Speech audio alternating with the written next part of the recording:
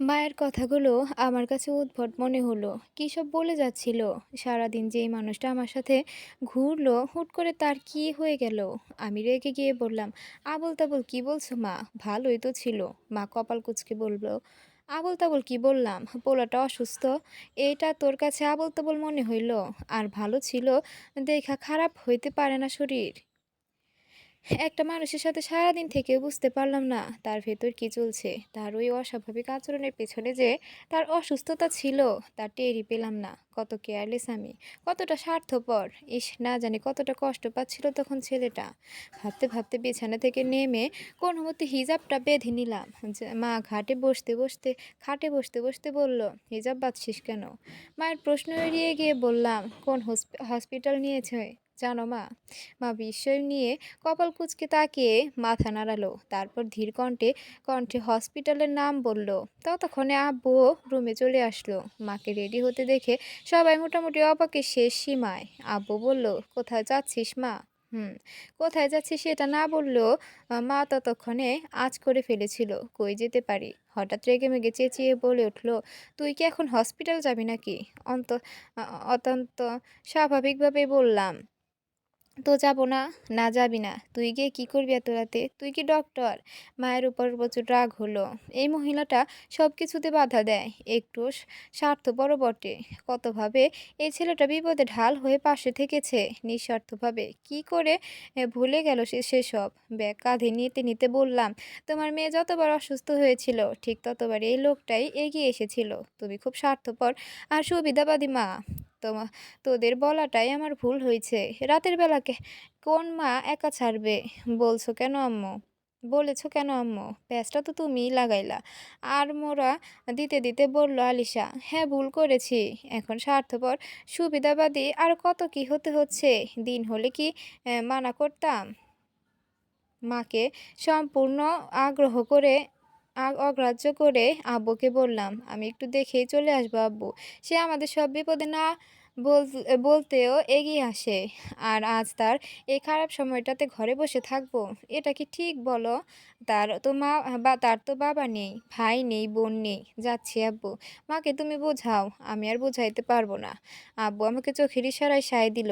আলিশা বলল, কিন্তু আপু, যাবি কিভাবে? গাড়িটারি সব মেবি বন্ধ হয়ে গেছে। আমি ম্যানেজ করে ফেলবো, সমস্যা নাই। ঢাকা শহরে রাত ১২টা কোনো ব্যাপার না। হ্যাঁ, এটা মেয়ের জন্য রাত ১২টা, একটা মেয়ের জন্য রাত ১২টা তো কোনো ব্যাপারই না। হাতের তুড়ি বাজিয়ে আপনি সব সমস্যার সমাধান করে ফেলতে পারবেন। মানে, একটা বিপদ না ঘটিয়ে আপনার দেখছি নিস্তার নেই। নিজেও মরবেন, আমাদেরও মারবেন। মায়ের ঝাঁঝালো কণ্ঠ। আমি আমি আবার কাছে এসে চুপি চুপি বলল, আব্বু আমার কাছে এসে চুপি চুপি বলল, আমি তো সাথে আসি। না, কারো আসতে হবে না, টেনশন করো না, মাকে ম্যানেজ করো। আমি বেরিয়ে আসলাম। আমি জানতাম মা আব্বুর উপর চিল্লাচিল্লি করবে, হাত নাড়িয়ে নাড়িয়ে বলবে, তোমার জন্য আজ মেয়েটার এই অধঃপতন আশকারা দিয়ে বেয়াদব বানিয়ে ফেলেছো। কিন্তু তখন মায়ের এসব প্যানপ্যানানি নিয়ে ভাবলাম না। নিজের খুব রাগ হলো। একটা মানুষ সারাদিন আমার সাথে থেকে অসুস্থতা সাফার করে গেল, আর আমি দায়িত্বজ্ঞানহীনের মতো তাকিয়ে তাকিয়ে দেখে গেলাম। খুব বেশি রাগ লাগছিল। গেটের কাছে যেতেই মনে হলো এক্ষুনি বুঝি আমার সামনে এসে দাঁড়াবে ছেলেটা। ভীতু ভীতু মুখ করে বলবে, এত রাতে কই যাচ্ছ এলিজা? আমি কি একটু এগিয়ে দেব? তোমার সাথে আসলে কি রাগ হবা? এই কিন্তু এই পুরো ব্যাপারটাই যে নিছক আমার ভাবনা বই কিছু নয়। বুঝতেই কোথাও একটা শূন্যতা অনুভব করলাম। একটা দীর্ঘশ্বাস ফেলে গেট থেকে বের হলাম। যাব কিভাবে ভাবতে না ভাবতেই দেখলাম মজনু মিয়া রিক্সা নিয়ে আসছে। এত খুশি লাগলো, এই যে মজনু নামের এই ছেলেটার কঠিন সময়তেও সোয়াদ ভাই ভরসা হয়ে পাশে থেকেছিল। বাবা মা হারিয়ে ১৭-১৮ বছরের ছেলেটা যখন দিশেহারা অবস্থা, তখন সোয়াদ ভাই আশার আলো হয়ে দাঁড়ালো। মজনুর ইচ্ছে অনুযায়ী তাকে রিক্সা কিনে দিল, থাকার মতো ছোট্ট একটা আশ্রয়স্থলও করে দিল। আজকাল আমার একটা কথা খুব বেশি অনুভব হয়, আল্লাহ তাআলা লোকটার মাঝে সবার আপন মানুষ হওয়ার বিশেষ ক্ষমতা দিয়ে পাঠিয়েছেন। কয়জন পারে সবার আপন হতে? আমাকে দূরে থেকে দেখেই মজনু মিয়া কাছে এসে বলল, হাসপাতাল যাবেন নাকি আফামনি? আমি রিকশায় উঠতে উঠতে বললাম, হুম, আমিও হাসপাতাল থেকে দেখে আসলাম ভাইজান রে। আমি আর কিছু বললাম না। সোয়াদ ভাইয়ের কথাও জিজ্ঞাসা করলাম না। যদি উল্টাপাল্টা কিছু বলে সেই ভয়ে। মজনু বিষণ্ণ গতিতে রিকশায় গিয়ে চলল। অপ্রিয় জিনিসগুলো সহজে প্রিয় হয় না, কিন্তু যখন একবার প্রিয় হয়ে যায় আমার মনে হয় না তার চাইতে প্রিয় আর কিছু হয়। ওই মুহূর্তে মনে হচ্ছিল সোয়াদ ভাই আমার জীবনে অপ্রিয় থেকে হয়ে ওঠা একজন প্রিয় মানুষ, আপন মানুষ। পরিস্থিতি সত্যিটা বুঝতে জানতে শেখায়। কথাটা সত্য।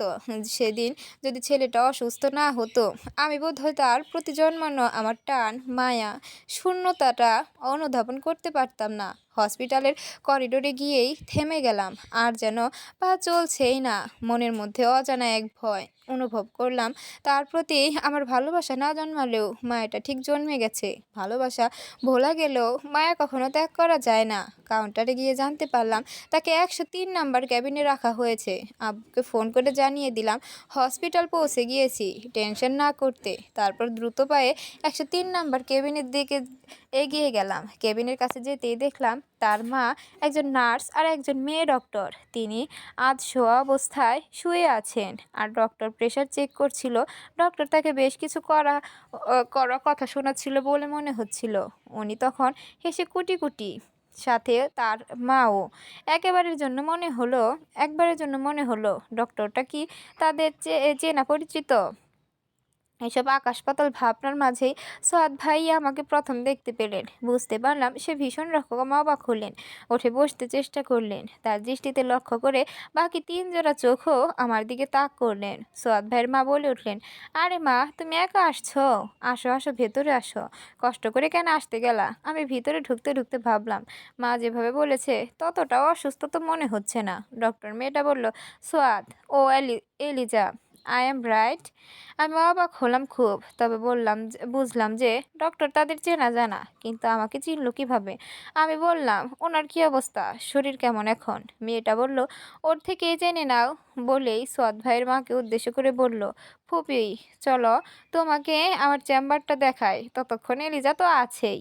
উনিও আর বাদ বাদ সাধলেন না, উঠে দাঁড়ালেন। মেয়েটা যাওয়ার আগে আমাকে বলল, তোমার সাথে পরে কথা বলবো, বলে বেরিয়ে গেল। সোয়াদ ভাই তখন ও নির্বিকার আমি এসেছি সেটা যে সে তখনও বিশ্বাস করতে পারছিলেন না। আমি বেডের পাশের টুলটাতে বসলাম। উনি উঠে বসার চেষ্টা করলেন। আমি কপট রাগ দেখিয়ে বললাম, উঠছেন কেন? আশ্চর্য। উনি আবার শুয়ে পড়লেন। আমার হাসি পেল খুব। লোকটা এত ভীতু। উনি এবার বললেন, তুমি সত্যি এসেছো? মিথ্যে আসে কিভাবে?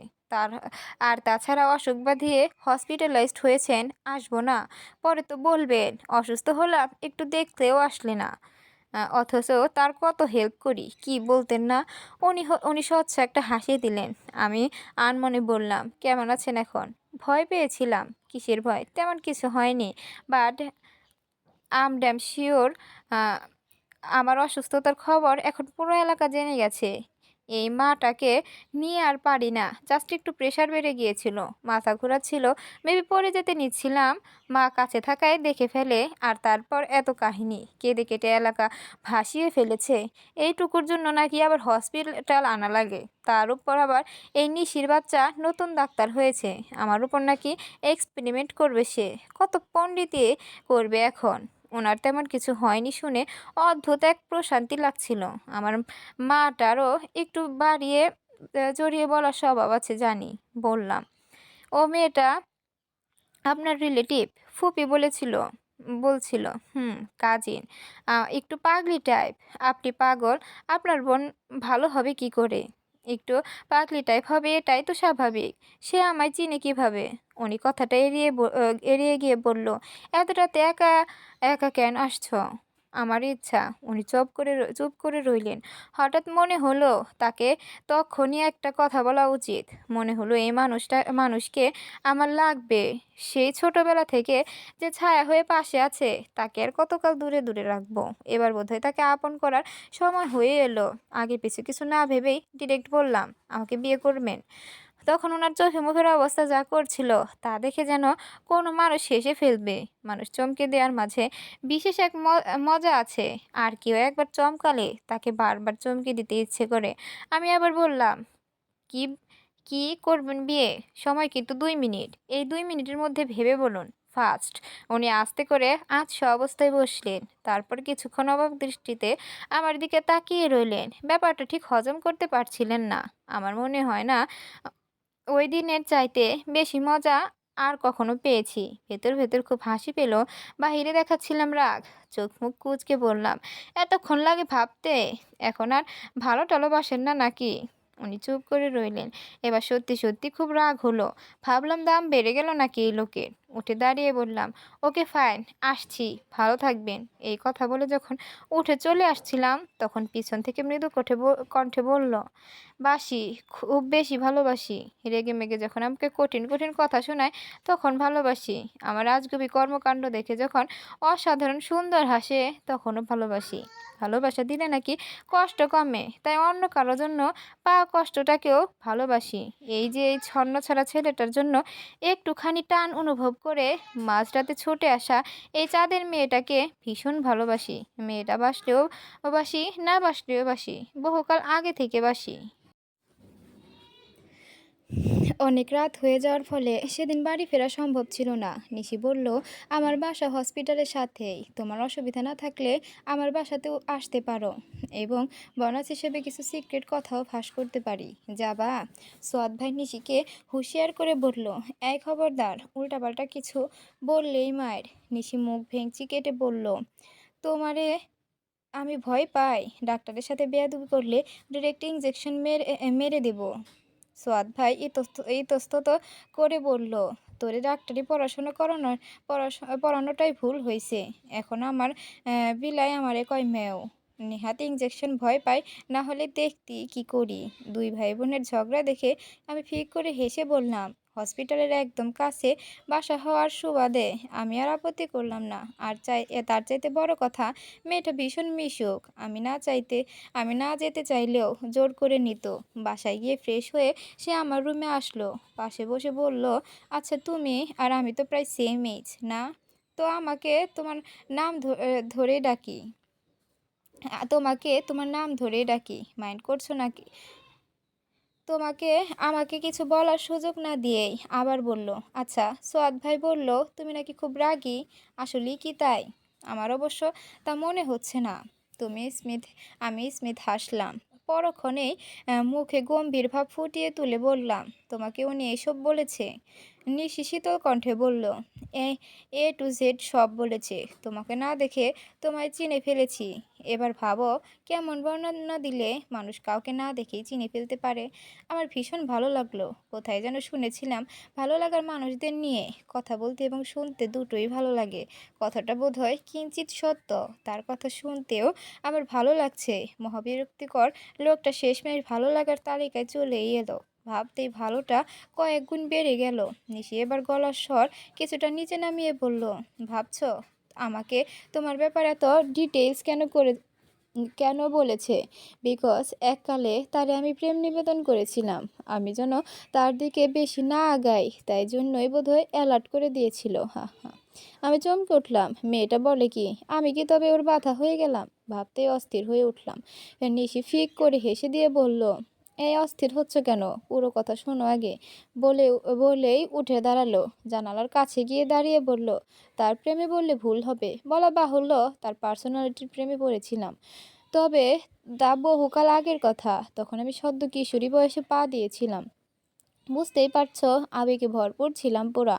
যার ফলে ভালো লাগাটাকে ভালোবাসা ভেবেছিলাম। তখন এই বেয়াদব ছেলেটা অসম্ভব সুন্দর করে মোটিভেট করেছে আমাকে। খুব সুন্দর করে বুঝিয়েছে এই বয়সে এমনই একটু একটু হয়। আমার ভাবনাটা শুধুই আমার আবেগ।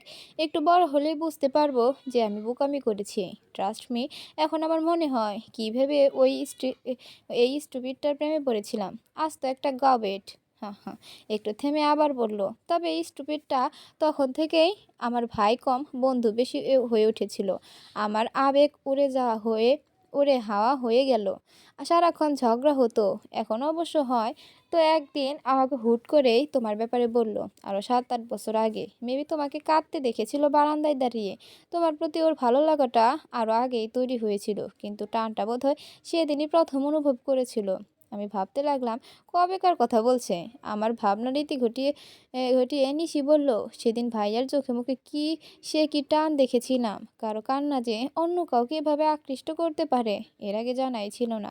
আমি ভীষণ মুগ্ধ হয়েছিলাম জানো।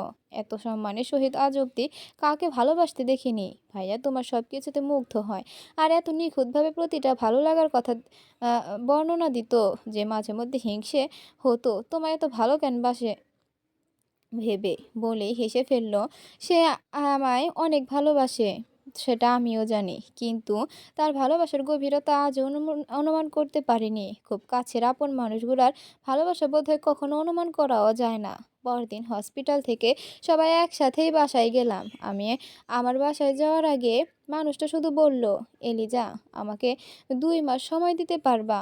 এই 2 মাস আমাদের কথা হবে না, দেখা হবে না, কিন্তু 2 মাস পর আমি ফিরে এসে যদি তোমাকে চাই, দিবা আমাকে? আমি কোনো কিছু না ভেবেই বললাম, দিব। আমার নিজেরও একটা বোকাশোকা আপন মানুষ দরকার, ঠিক আপনার মতো। উনি হাসলেন। কি যে সুন্দর সেই হাসি, তৃপ্তির হাসি, খুশির হাসি। আর শেষে এসে জয়ের হাসিটা বুঝি এমনই সুন্দর হয়। কেন যে এই মানুষটাকে বুঝতে এত দেরি করেছি তা ভেবেই শুধু আফসোস হতো। হাতের নাগালের জিনিসগুলো আমরা বড্ড বেশি অবহেলা করি। সব হারিয়ে যখন শূন্য হয়ে যায় তখনই কেবল এর কদর করি। একেই বোধহয় বলে স্বার্থপরতা। এই 2 দিন পর এর 2 দিন পর উনি চট্টগ্রাম চলে যাবেন ব্যবসায়ী কাজে। এই প্রজেক্টে লাভ হলে তার নাকি আর পেছন ফিরে তাকাতে হবে না। চট্টগ্রাম যাওয়ার আগে আমার সাথে দেখা করতে এলেন। খুশি খুশি মনে বললেন, এই মেয়ে, দোয়া দোয়া করবে কিন্তু। তুমি দোয়া করলে আল্লাহ কবুল করবে ইনশাল্লাহ। তবে একটা সিক্রেট বলি। আমি কপাল কুঁচকে জিজ্ঞেস করলাম, কি সিক্রেট? আমার মনে হচ্ছে আমি এই প্রজেক্ট জিতবো ইনশাল্লাহ। প্রথমে প্রজেক্টটা জিতে নেব, তারপর তোমাকে। বলে একগাল হাসলেন। আমিও হাসলাম পাগলের খুশিতে। এরপর হঠাৎ নীরব হয়ে গেলেন। কিছুক্ষণ আমার দিকে তাকিয়ে রইলেন। অদ্ভুত চাহেনি আমার আনইজি লাগলো। বললাম, কি সমস্যা? এভাবে তাকিয়ে আছেন কেন? আপনার না দেরি হয়ে যাচ্ছে? যাবেন না? আমার কথায় যেন বাস্তবে ফিরল। পাঞ্জাবিটা হালকা টেনে স্টার্ন হয়ে দাঁড়ালো। জি দিয়ে ঠোঁট ভিজিয়ে অপ্রস্তুত হাসলো। চোখ কচলাতে কচলাতে বলল, খারাপ লাগছে কেন জানি। এখন আমার মনে হচ্ছে 2 মাস থাকতে পারবো না চট্টগ্রাম। আমি খিলখিলিয়ে হেসে উঠলাম। একটু তাচ্ছিল্য করে বললাম, আপনি আস্ত একটা পাগল সোয়াদ ভাই। উনি বাম হাত দিয়ে মাথার পেছন চুলকাতে চুলকাতে বলল, ও ও কি? বলার মতো কিছু বলেছি? বোকা। সে যেন দোটানায় পড়ে গেল। কি বলবে কি করবে কিছুই বুঝতে পারছে না। এর আগে তার বাচ্চা সুলভ স্বভাব আর কর্মকাণ্ডের মায়ে পড়েছিলাম। এবার তার বাচ্চা বাচ্চা চাহনির মায়ে পড়লাম। আর কিছুক্ষণ এভাবে থাকলে নির্ঘাত প্রেমে পড়ে যেতাম। তাই আর রিস্ক নিলাম না। জলজলদি ব্যাগ থেকে চিঠিটা বের করে তার হাতে গুজে দিলাম। চোখ মুখ শক্ত করে বললাম, এখন আর ঢং করবেন না। জানতো মানুষ এক জনমের জন্য কোথাও গেলেও তো এত ঢং করে না। আচ্ছা, যাবেন না? থাকেন আপনি, আমি যাচ্ছি। বলে হাঁটা ধরলাম।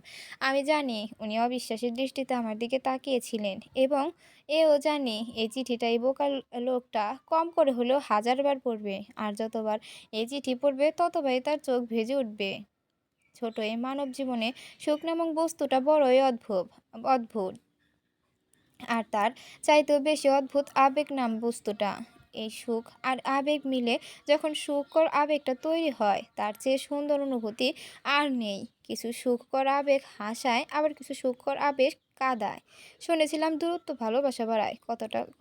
কথাটা কতটা সত্য জানি না, তবে দূরত্ব যে সুপ্ত অনুভূতি বাড়ায় এটা শতভাগ সত্য। তার প্রতি আমার যে টানটা ছিল সেটা শতগুণ বেড়ে গেল এই 1 মাসের মধ্যেই। কথা হতো না, দেখা হতো না, তবুও প্রতি মুহূর্তে অনুভব করতাম। রমজান শুরু হলো 10 দিন পরেই উনি আসবে। ভাবতেই ভালো লাগছিল। আবার এটা ভেবে রাগ হচ্ছিল যে কি এমন প্রজেক্ট যে একটা খোঁজ নেওয়া যায় না। বারান্দায় বসে বই পড়ছিলাম আর এসব ভাবছিলাম। হঠাৎ ড্রয়িং রুম থেকে মায়ের চেঁচামেচি ভেসে আসলো। সেই চেঁচামেচি না, ভয়ানক চেঁচামেচি। আলিশা ছুটে এসে বলল, আপু ড্রয়িং রুমে আয়। কি হয়েছে? মা চেঁচাচ্ছে কেন? গেলেই দেখতে পাবি। চল তো। বলে এক প্রকার টেনে নিয়ে গেল ড্রয়িং রুমে। মায়ের সাথে মিনতির সুরে কথা বলা মানুষটাকে দেখে দম বন্ধকর অনুভূতি হলো। জীবন থেকে কিছু মুহূর্ত যদি চিরদিনের জন্য মুছে ফেলা যেত তবে নিশ্চিত এই মানুষটার সাথে কাটানো মুহূর্তগুলো মুছে ফেলতাম। ভুল মানুষকে আপন ভাবার মতো ভুল দ্বিতীয়টি নেই। হতেই পারে না। বহুদিন আড়ালে সুপ্ত কষ্টটা জেগে উঠল। এতদিনের পুষে রাখা রাগগুলো মাথাচাড়া দিয়ে উঠতে লাগলো। তবে নিয়ন্ত্রণ করে নিলাম। কণ্ঠে যতটা শান্ত ভাব আনা যায় প্রয়োজন আনলাম। ওহ, আপনি কেমন আছেন? হঠাৎ আমাদের বাসায় মা, রাহান দুজনই হকচকিত হয়ে আমার দিকে তাকালো। মা ছুটে আসলো আমার কাছে, উত্তেজিত হয়ে বলল, এই পোলা এখানে কেন আসছে? সে আবার নতুন করে কি চায় জিজ্ঞেস করতো। মাকে ইশারায় চুপ থাকতে বললাম।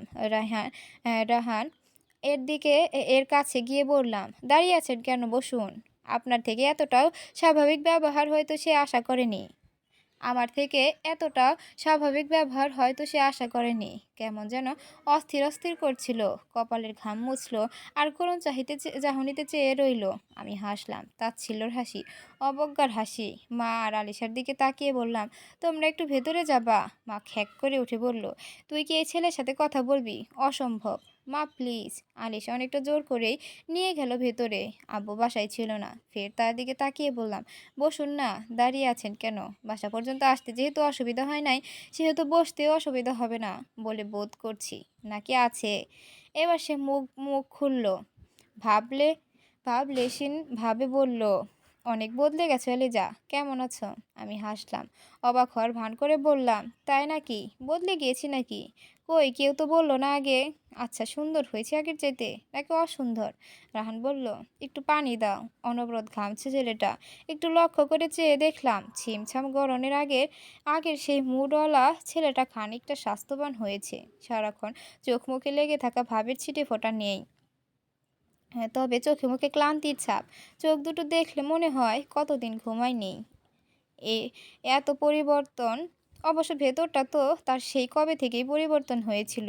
বাহিক পরিবর্তনটা আর এমন কি। তবুও তার এই অসহায় নির্বাক মুখ স্ত্রীটার দিকে তাকিয়ে একটুখানি মায়া অনুভব করলাম। 4টা বছরের মায়ের বাঁধন থেকে তখনও বোধহয় পুরোপুরি মুক্তি মেলেনি। কিছুক্ষণ আগেও ফুলে ফেঁপে ওঠা রাগটা অনেক দমে গেল। একটু শ্বাস নিলাম। মায়া কিংবা দয়ার, করুণারও বলা যায়। এই ছেলের জন্য দুঃখ অনুভব করা ভুলে গিয়েছি অনেক আগেই। এখন শুধু তাকে ঘিরে আমার অনুতাপ কাজ করে। পাশের ডাইনিং টেবিল থেকে পানির গ্লাসটা নিয়ে তার দিকে পানি এগিয়ে দিলাম। রাহান গ্লাসটা নিয়ে একদমে পুরো পানিটা শেষ করলো। এক হাতে উল্টো পাশে মুখ মুছে ঢোক গিলল। আমার বিরক্ত লাগলেও এই ছেলের স্বভাব এমন না। অন্তত আমি কখনো তাকে এত অস্থির হতে দেখিনি। বললাম, কি সমস্যা? এমন নাটক করছেন কেন? হঠাৎই সে একটা কাজ করে ফেললো। আমার ডান হাতটা তার হাতের মুঠোয় নিয়ে বলল, আমায় মাফ করে দাও এলিজা। আমাকে প্রচণ্ড ঘৃণা করো তাই না? মাপ চাইছি, মাফ করে দাও প্লিজ। ধপ করে দমে যাওয়া রাগটা ফেঁপে উঠল। শান্ত কিন্তু ধীর কণ্ঠে বললাম, ঘৃণা মানুষ তাকেই করে যাকে সে ভালোবাসে। তোমার প্রতি ভালোবাসাটা ফুরিয়ে গেছে অনেক আগেই। তোমার প্রতি কোনো প্রকার অনুভূতিই কাজ করে না। হাত ছাড়ো। না, ছাড়বো না। আগে বলো মাফ করে দিয়েছ? Please Eliza. আজ তো একটা পাগল মনে হলো ছেলেটাকে। চাপা রাগ নিয়ে ক্ষিপ্ত কণ্ঠে বললাম, ভা ভালোভাবে বলছি, হাত ছাড়ো। ছাড়লো না, বরং নির্লিপ্ত দৃষ্টিতে চেয়ে রইল। রাগটা আর চেপে রাখতে না পেরে একটা অদ্ভুত কাণ্ড করে বসলাম। এক ঝটকায় হাত ছাড়িয়ে ক্ষিপ্ত মন আর তপ্ত হাতে একটা থাপ্পড় মেরে দিলাম। প্রচণ্ড রাগে কাঁপছিলাম রীতিমতো। কঠিন থেকে কঠিনতর কিছু কথা শোনাবো বলে যখন প্রস্তুতি নিচ্ছিলাম, ঠিক তখনই ছেলেটা কাঁপা কাঁপা স্বরে বলল, প্রয়োজনে আরও মারো, তবুও মনে একটুখানিও কষ্ট রেখো না প্লিজ। মন ভাঙার শাস্তি এত কঠিন হতে পারে জানা ছিল না। সত্যি প্রকৃতির শাস্তি এত ভয়ানক হতে পারে সত্যি জানা ছিল না। কিসের শাস্তি? কোন শাস্তির কথা বলছে ছেলেটা? এত অস্থিরতায় বা কিসের জন্য? নতুন কোনো ইমোশন গেম খেলছে নাকি? নাকি সত্যি খারাপ কিছু ঘটেছে তার সাথে? এসব ভাবতে ভাবতে কিছুটা ধাতস্থ হলাম। পাশের চেয়ারটা টেনে বসলাম। জোরে জোরে কয়েকবার নিঃশ্বাস ফেলে শান্ত হলাম। ওকে বললাম, বস। রাহান বসলো, কিন্তু উসখুস করছিল অনবরত। চোখ দুটো কি বিষণ্ণ দেখাচ্ছিল। আমি বললাম, তোমাকে ঘিরে আমার মনে কোনো দুঃখ নেই। যা আছে তা কেবলই আফসোস। এতগুলো সময়, এত অনুভূতি একজন ভুল মানুষের পেছনে নষ্ট করেছি। তার জন্য একটু আফসোস তো হবেই না? কিছুটি বলল না। কেমন কেমন করে তাকালো যেন। কি সমস্যা খুলে বলো। এমন করছো কেন? কিছু হয়েছে? ছেলেটা চোখ দুটো যেন ভিজে উঠল। অকপটে বলতে লাগলো, তোমার সাথে ব্রেকআপ হওয়ার কিছুদিন আগেই মেয়েটার সাথে পরিচয় হয়। ওর নাম জেরিন। বিয়েটা ওর সাথেই হয়। খুব সুইট একটা মেয়ে। পাগলের মতো ভালোবাসি। Trust me. করলাম ট্রাস্ট। তারপর ছোট একটা মেয়ে। দুদিন আগে ওর মিনি অ্যাটাক হয়েছে। এখনো পুরোপুরি সুস্থ হয়নি। কেমন যেন বিবর্ণ দেখাচ্ছে মেয়েটাকে। তুমি জানো না এলিজা, এই ২টা দিন আমার কিভাবে কেটেছে। এক মুহূর্তের জন্য মনে হয়েছিল ওকে হারিয়ে ফেলবো। কথাটা বলতে গিয়ে গলা ধরে এলো ছেলেটার। এতটা একটা মানুষের জন্য তার সে কি উৎকণ্ঠা! অথচ তার ৪ বছরেও আমার প্রতি এমন উৎকণ্ঠা দেখিনি। এমনই সেবার যখন সেন্সলেস হয়ে পড়ে গিয়েছিলাম ওর সামনে, তখনও না। রাহান নিজেকে সামলে নিয়ে বলল, ৪ বছরে তোমার প্রতি আমার ভালো লাগা কিংবা মোহ জন্মেছিল, কিন্তু ভালোবাসাটা জন্মেনি। আর তাই হয়তো তোমার মন ভাঙার কষ্টটা বুঝিনি। এমনকি মিথ্যে বাহানা সাজিয়ে ফিরিয়ে দিয়েছিলাম তোমায়। কিন্তু এখন বুঝতে পারছি, সত্যি বলছি, এই ২টা দিন যতবার জেরিনের জন্য ভয় অনুভব করেছি, যতবার ওকে হারিয়ে ফেলার ভয় পেয়েছি, ঠিক ততবার তোমার কথা মনে পড়েছে। মানুষ ততক্ষণ অন্যের কষ্ট উপলব্ধি করতে পারে না যতক্ষণ না সে নিজে ওই সেম কষ্টটা পায়। গভীর অপরাধ বোধে ভুগছি এলেজা। প্লিজ মাফ করে দাও। ওর পুরো কথাটা শুনে আমি এটুকু খুব গভীরভাবে উপলব্ধি করলাম যে সবাই আসলে সবার জন্য না। শত বছর একসাথে থেকেও অনেকে কাছের মানুষ আপন মানুষ হতে পারে না। আবার ক্ষণিকের সময়ও অনেকে নিজের মানুষ হয়ে ওঠে। অথচ আমরা বিচ্ছেদের বেদনায় মূর্ছা যাই। ভাবি, নিজের মানুষটা আর নিজের মানুষ রইল না।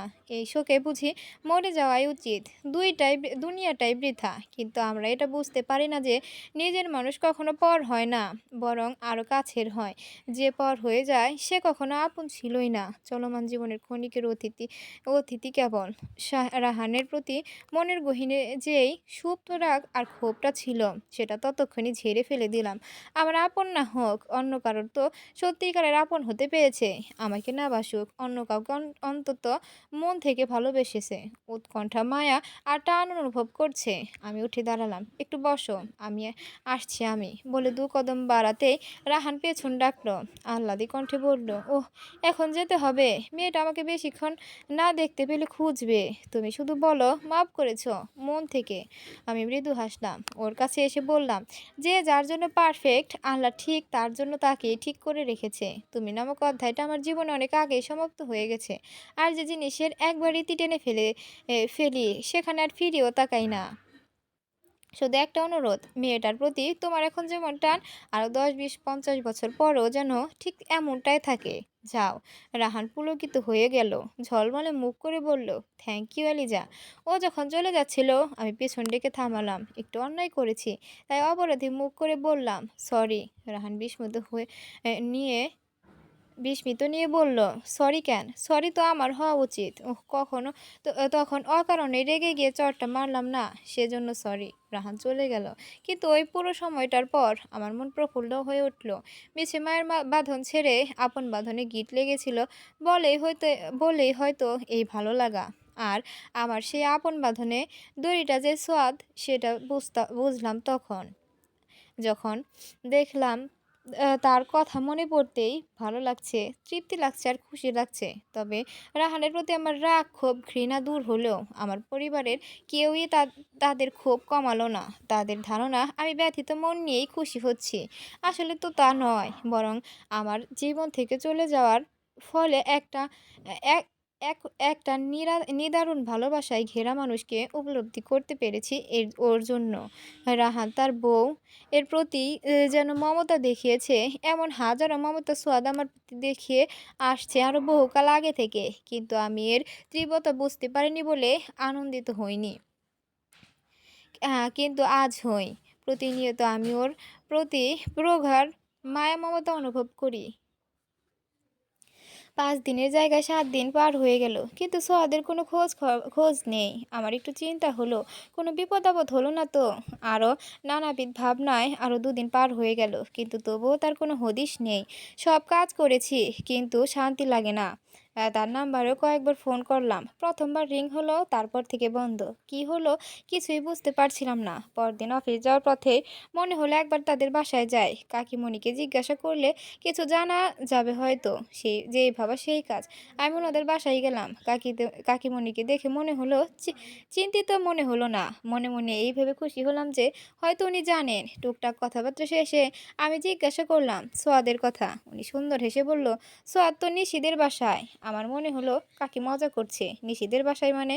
উনি না চট্টগ্রাম। উনি আমার পাশে এসে বসতে বসতে বললেন, চট্টগ্রাম থেকে আরো 10 দিন আগে এসেছে। মানে এই মানুষটা 10 দিন আগে এসে আমার সাথে একটা বারের জন্য দেখা করলেন না। এমনকি ফোন দিলাম, ফোন ধরলেন না। আমি বিশ্বাস করতে পারছিলাম না। এটাও সম্ভব। বদলে গিয়েছে মাত্র ২ মাসেই। নিজের বিস্ময় চেপে রেখে কাকিকে জিজ্ঞাসা করলাম, নিশিদের বাসায় কবে গিয়েছে? ওদের বাসা কই? নিশিদের গ্রামের বাড়ি কুমিল্লা। ৭ দিন হবে গিয়েছে। আমি জোর করে পাঠিয়েছি। চট্টগ্রাম থেকে এসে কি কি জানি হলো, সারাক্ষণ মনমরা হয়ে রুমে পড়ে থাকতো। বাহিরে বের হতো না, কোথাও যেত না। নিশি বাড়ি যাবে, তাই সেই সুযোগে জোর করে পাঠিয়ে দিয়েছি বলেই জয়ের হাসি হাসলেন। কিন্তু আমি কিছুতেই ব্যাপারটা মানতে পারছিলাম না। কি এমন হলো তার? প্রজেক্ট লস হয়েছে? হেরে গিয়েছে বলেই কি মন খারাপ, নাকি অন্য কিছু? আকাশ পাতাল ভাবতে ভাবতেই আমি আমার ফোন থেকে আবার ফোন লাগালাম, কিন্তু বন্ধ। ফোন কেন বন্ধ তার? কাকিকে জিজ্ঞাসা করলাম, ওনার সাথে কথা হয়? কাকি একগাল হেসে বললেন, কি যে বলো মা, এই ছেলে ছাড়া আমার আর কে আছে? আমার মানিক রতন সবই তো ওই।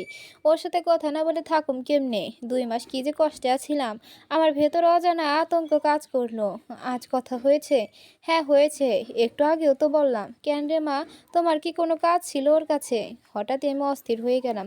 কোনো রকম সংশয় যে মনে এসে ভর করছিল, তার কোনো হিসাব নেই। সব পরিস্থিতিতে থাকা আমি অশান্ত হয়ে উঠলাম। সব পরিস্থিতিতে শান্ত থাকে আমি অশান্ত হয়ে উঠলাম। টি টেবিলের ওপর থেকে কাকির ফোনটা নিয়ে ওনার হাতে দিয়ে বললাম, হ্যাঁ, অনেক দরকার কাকি। প্লিজ ওনাকে এক্ষুনি চলে আসতে বলুন। খুব দরকার। প্লিজ কাকি। আমার এই ধরনের আচরণের সাথে কাকি পরিচিত না, যার ফলে খানিকটা হকচকিয়ে গেলেন। চোখে একরাশ বিস্ময় এঁকে বললেন, তুমি ঠিক আছো মা? কি হলো হুট করে? আমি নিজেও জানি না কি হয়েছিল সেদিন আমার। হয়তো বা মনের কোনো এক কোণে তাকে হারানোর সূক্ষ্ম ভয় উকি দিয়েছিল।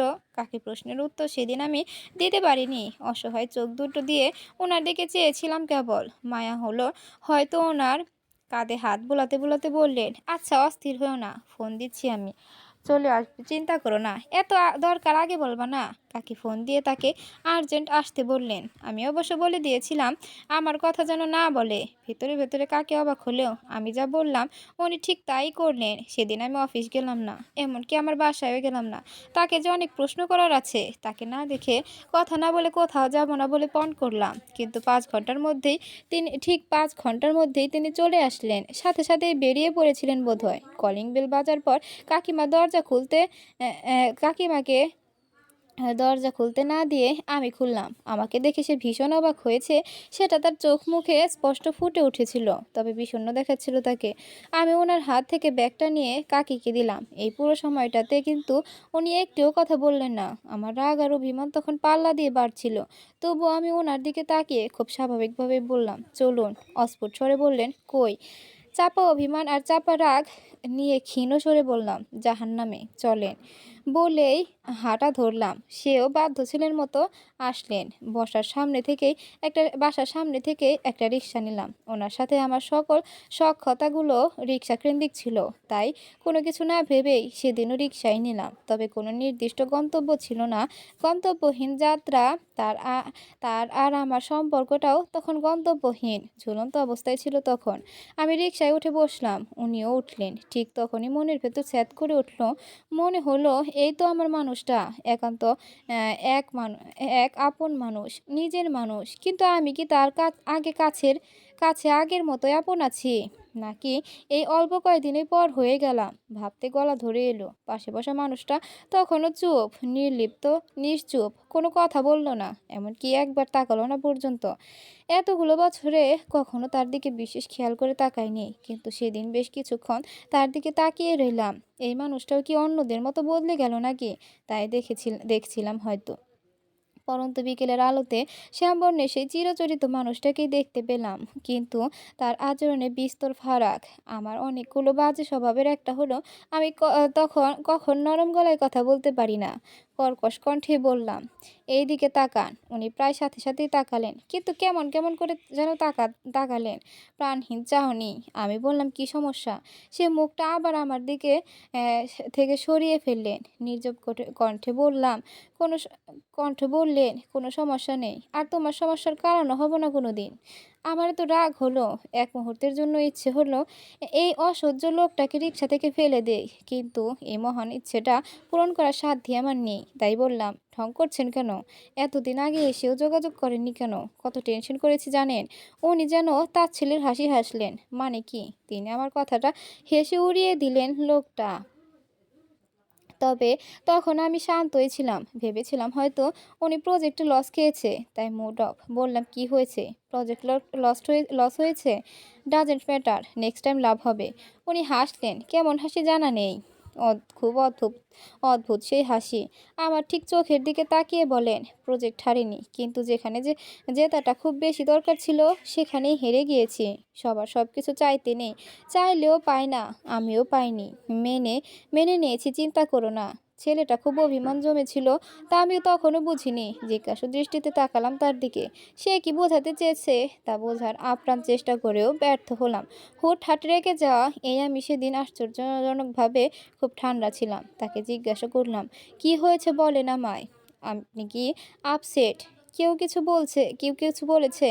কেন আমার থেকে আড়ালে ছিলেন এতদিন? বিরক্ত লাগছে আমায়, সত্যি বলেন। আমার উপর আপনি বিরক্ত?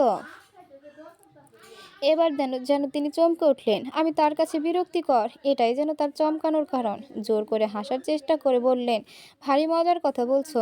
আজীবন আমি তো তোমার বিরক্তির কারণ হয়েছিলাম। এখন না হয় একটু নিস্তার দেই তোমায়। আর কতকাল বিরক্তির কারণ হব বলো? তবে আমি ভুলতে বসেছিলাম। তুমি আমার প্রিয় ঠিকই, কিন্তু আমি তোমার প্রিয় কখনোই ছিলাম না। সেদিন তোমাদের বাসায় গিয়ে যদি সেই ছেলেটাকে দেখতে না পেতাম, তাহলে হয়তো আরো খানিকটা দেরি হতো বুঝতে। বে বেমালুম ভুলে গিয়েছিলাম, আমি যাকে চাই সে তো আমাকে চায় না, চাইও নি কখনো। সত্যি বলেছি, একদম ভুলে গিয়েছিলাম।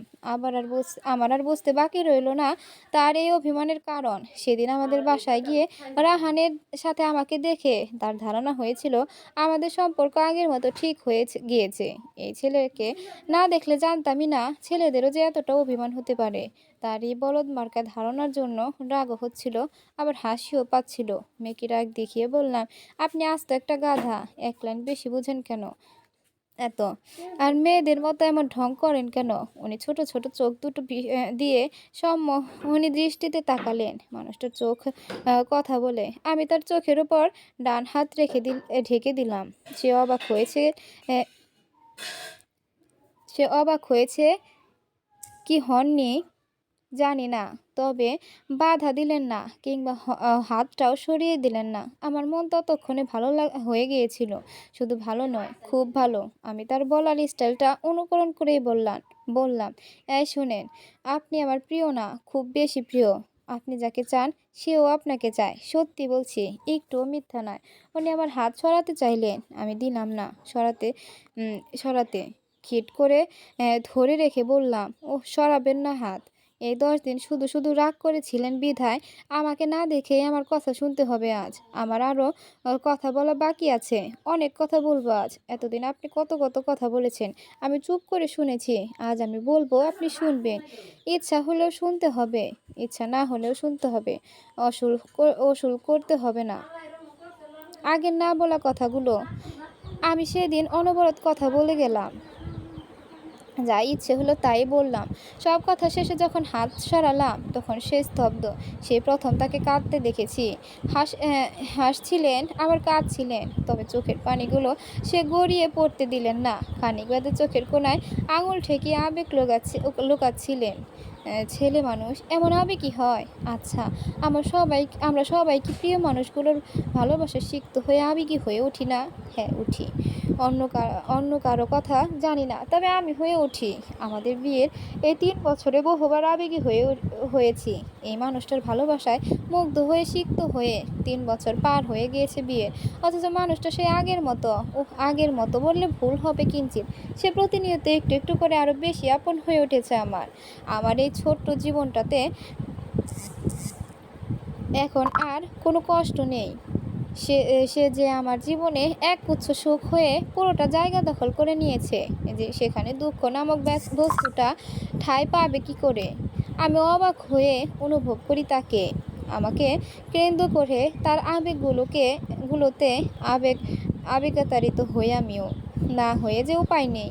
সে আমায় একদিন বলেছিল আমি নাকি তার জীবনের পূর্ণতা, কিন্তু লোকটা জানে না সে আমার সুখ দুঃখ আবেগ অনুভূতি আমার জীবনের পরিপাক, শেষ অংশ।